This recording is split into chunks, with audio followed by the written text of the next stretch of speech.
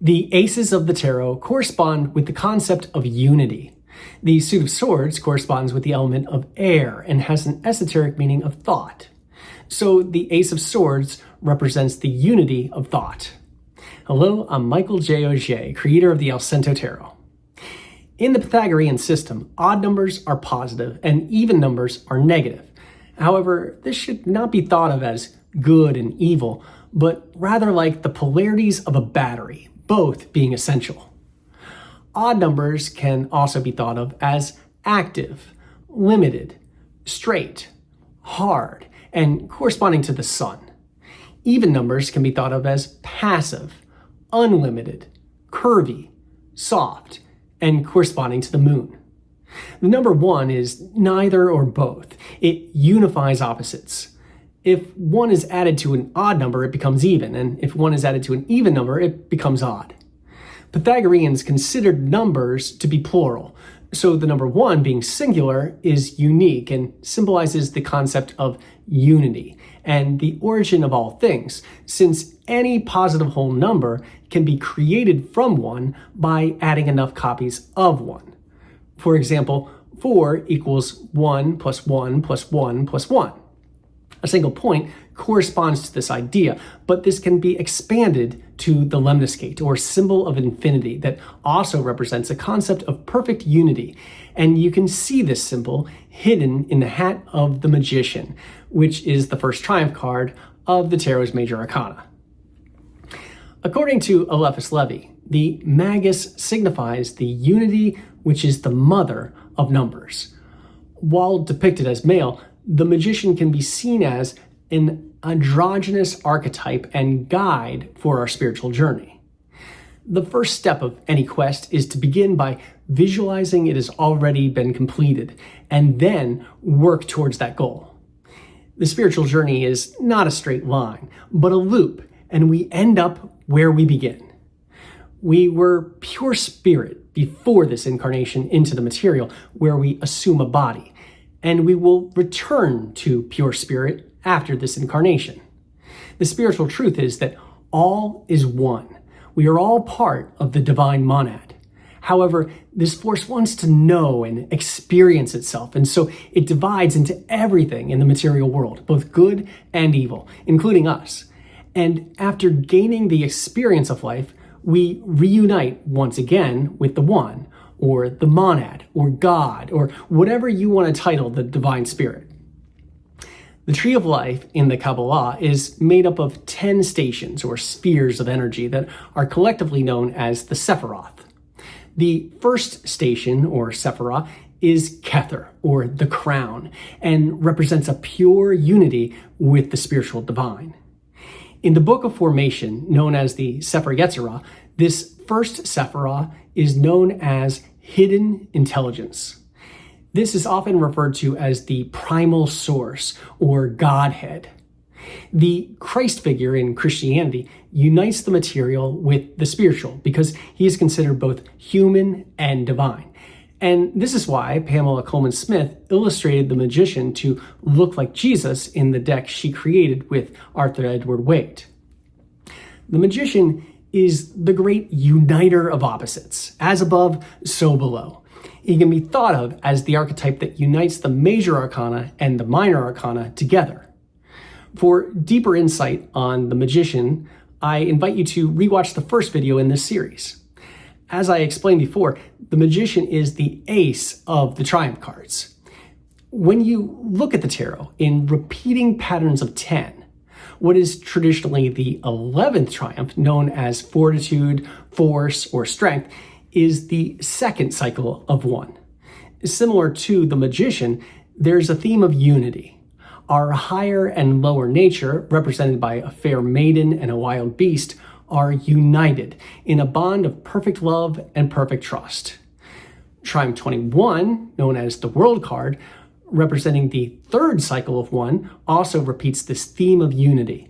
The soul of the world is represented as a divine hermaphrodite, a sacred unity of male and female, spirit and matter, surrounded by the cherubim, which represent the unity of the 4 elements. Each of these triumph cards repeats the idea of unity, and the lemniscate unites these cards together. This symbol of infinity is an endless looping chord that symbolizes the infinite capacity for excellence when united with the divine. The triumph cards, what we refer to as the major arcana, are what makes a regular deck of cards into a tarot. However, the numbered cards of the minor arcana have the same themes as the triumph cards, but on a more mundane level. Each of the 4 suits of the minor arcana represents a different elemental influence that links to the different aspects of the material world, but the numerological themes repeat. So, which of the 4 suits should we start with? One way of ordering is to be guided by the French playing card suit symbols, indicated by the points or lobes in their shapes. Spades having 1 point up are first. Hearts having 2 lobes pointing up are second. Clubs with a clover having 3 lobes are third. And diamonds having 4 points are fourth. The ancient Hermetic principle of mentalism explains that consciousness, rather than physical matter, is the fundamental building blocks of the material world. The modern understanding of prominent quantum physicists is that what we think of as reality is fundamentally non-mechanical and is more like a great thought rather than a great machine. Before anything can be created, it must first be imagined. So the suit of swords, linking with thought, being placed first, makes the most sense to me. However, I have to point out that members of the Hermetic Order of the Golden Dawn have a slightly different way they like to order the suits, starting with wands and fire. The reason they order the suits in this way is because it is similar to the order of the elements that they correspond with the 4-lettered name of God. They see Yod as a fiery supernal father who initiates the first swirlings that can be thought of as the fiery Big Bang. This is then balanced by the Heh primal, linking to the watery supernal mother. Val is described as the sun that links with air, which they describe as an invisible and illusionary power unless set in motion by his parents. And the Heh final is described as a princess linked to the element of earth. The tree of life of the Kabbalah is organized so that the powers of fire and water are located towards the top, close to the sephirah known as the crown or Kether. The power of earth corresponds with the 10th sephirah on the bottom, known as the kingdom or Malkuth. And the power of air is designated to the heart or center of the tree, the 6th sephirah that is known as beauty or Tiphereth. The air element expands from the center to the other surrounding stations. Air can be thought of as our higher self, and earth can be thought of as our lower self. And fire and water can be thought of as the spirit and the soul. However, the spirit can also be thought of as Kether and the unity of all. I hope I'm not making this too complicated.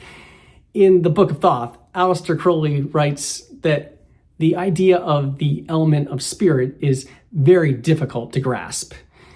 He goes on to say that perhaps it was never in the mind of the exempt adept or adepts who invented the tarot to go so far into this matter. There's been a lot of confusion, even within the Golden Dawn, and I have another video on the esoteric elemental correspondences if you'd like to try and figure that out. However, let's move forward with the Ace of Swords. This card signifies new, original thought and ideas that are unanimously embraced. In the historic woodblock Marseille-style versions of this card, a large sword is held by a divine hand that emerges from a swirling heavenly cloud. The swirling lines are similar to the wrinkled swirls of the surface of the brain.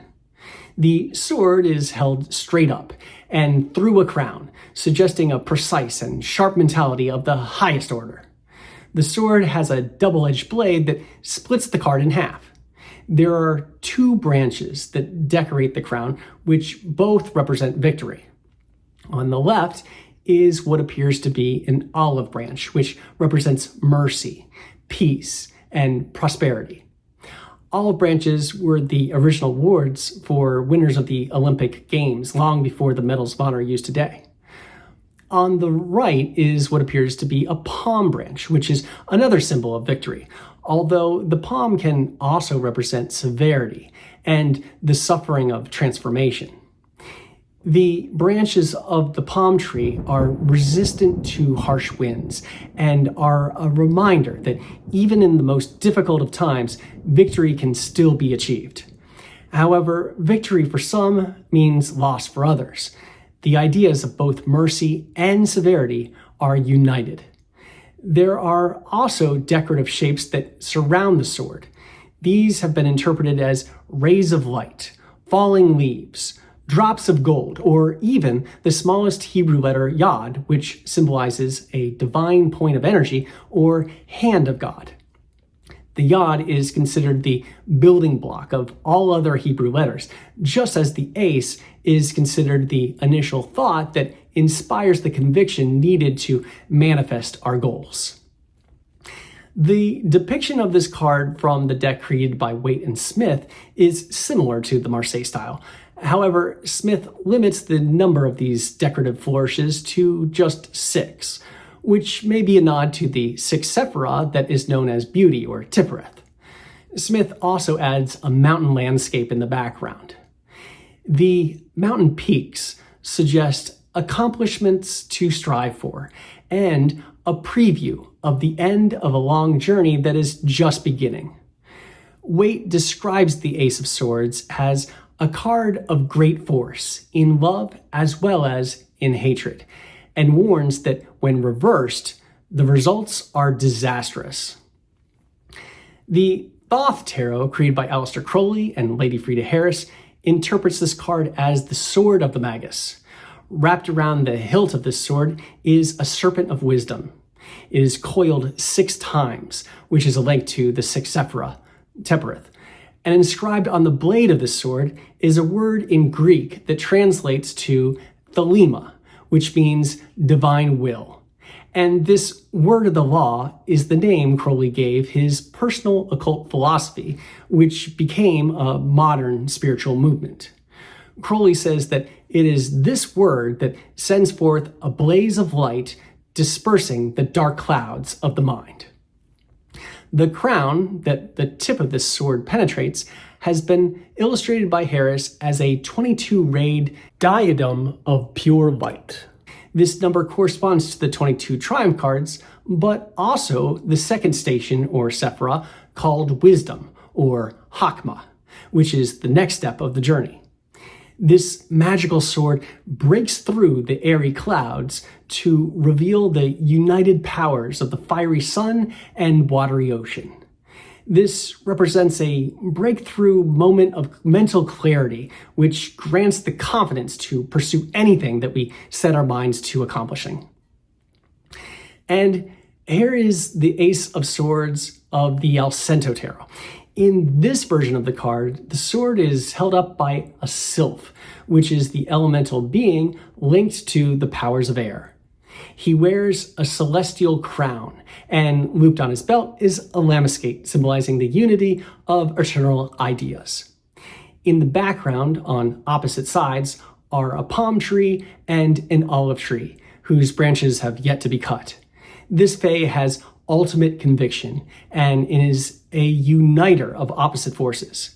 The double-sided blade of his sword can be used to affirm thoughts that align with the divine will, and can also be used to invoke wrath, punishment, and cause affliction. We must strive to wield weapons wisely. In the next episode, we will drink from the Ace of Cups, so be sure to subscribe to this channel if you haven't already, and select the ringing bell icon so that you can be notified when I post my next video. Also, if you enjoyed this episode, give me a thumbs up and be sure to leave a comment to share your support, and feel free to ask any questions. I also encourage you to visit my website if you'd like to treat yourself to a custom tarot reading or an original offbeat work of art. And until next time, brightest blessings on your spiritual journey.